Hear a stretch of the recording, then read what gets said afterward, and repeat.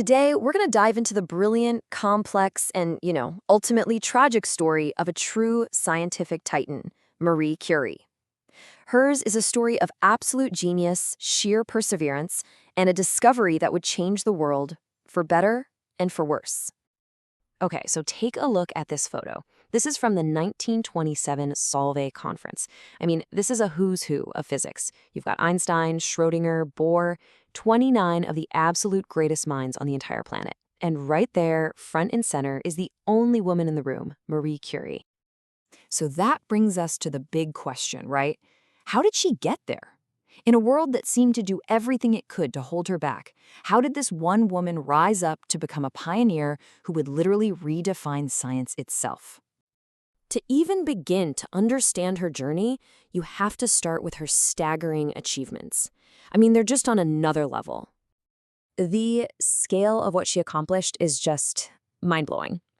She wasn't just breaking one glass ceiling, she was shattering them. The very first woman to win a Nobel, the first person ever to win it twice, and the only person still to this day to win in two different scientific fields, physics and chemistry. It's just incredible. But here's the crazy paradox at the heart of her life. The very discovery that she poured her soul into, the work that would go on to save countless lives, was also a hidden, deadly danger. And this brilliant, tragic irony, well, it's the core of her entire story. So let's rewind. Let's go all the way back to the beginning. Her story doesn't start in some fancy Parisian lab. Nope. It starts in Russian-occupied Poland, where from a very young age, she faced just one hardship after another. Just try to imagine this. By the time she was 10 years old, she'd already lost her sister and her mother. She graduated at the absolute top of her class, a certified genius, but was banned from going to university simply because she was a woman. The doors were literally slammed shut in her face. But Marie was just not going to be denied. She and her sister, Branya, they made a pact. Marie would work for years as a governess, sending almost every penny she earned to her sister in Paris. Then, once Branya was a doctor, she would turn around and pay for Marie's education. It was this incredible, ambitious plan, fueled by nothing but sheer determination. And when she finally made it to Paris in 1891, it was everything she had dreamed of.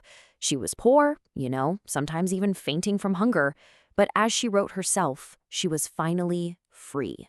This quote just captures it all. For her, science wasn't just a career, it was liberty itself. And Paris didn't just give her freedom. It also gave her a partner who shared that same burning devotion to discovery, a man named Marie Curie. It was just a perfect match. Pierre was an established physicist, but kind of an outsider himself. Marie was this brilliant student who just needed a lab. He was so completely captivated by her mind that he convinced her to stay in Paris, get her PhD, and join him in a life totally dedicated to science. So for her thesis, she decided to look into this really mysterious phenomenon that another scientist, Henri Becquerel, had just discovered.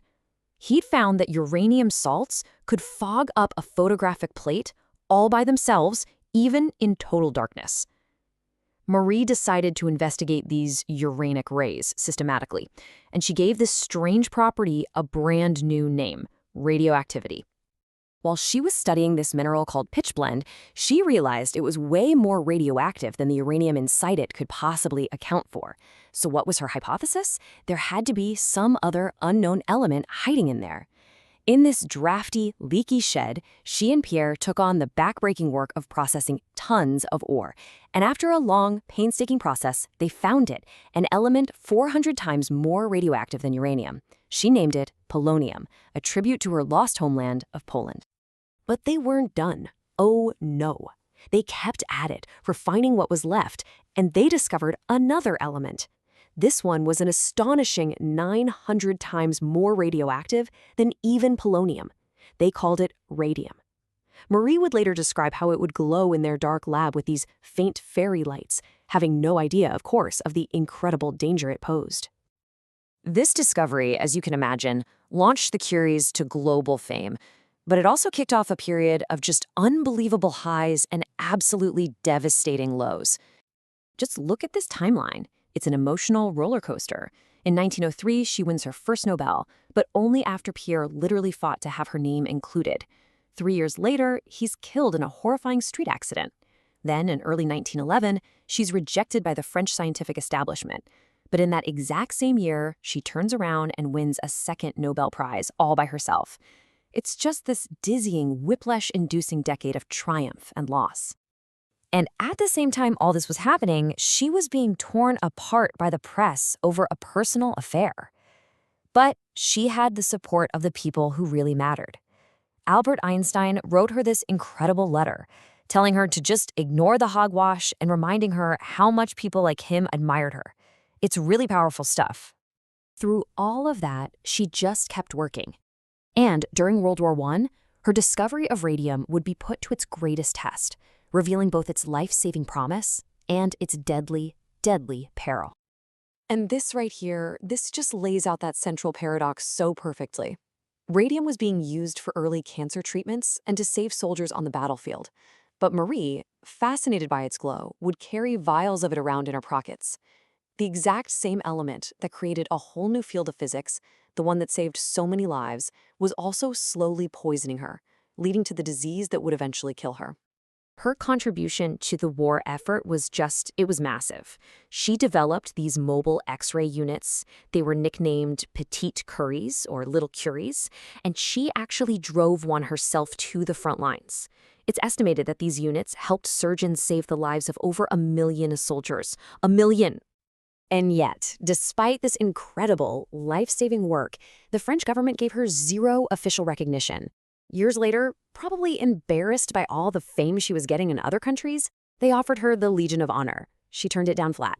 So, after all that, what is the legacy she leaves behind? Well, it's one that continues to shape our world, not just figuratively, but in a very real, very physical sense. She founded 2 world-class research centers that are still going strong today. Her own daughter, Irene, followed right in her footsteps and won her own Nobel Prize. In 1995, she became the first woman to be buried in the Paris Pantheon on her own merits. And as a final, poignant detail, her coffin had to be lined with an inch of solid lead. And if you want a truly haunting, physical reminder of her work's power, here it is. Her scientific notebooks, the very pages where she wrote down these world-changing discoveries, are still so radioactive, more than a century later, that they have to be kept in lead-lined boxes. If you want to look at them, you have to put on protective clothing. So her work, it literally lives on, a permanent, glowing reminder of her genius. And it leaves us with one final, powerful question to think about. For Marie Curie, the price of her discovery was her own life. So, what is the price of changing the world?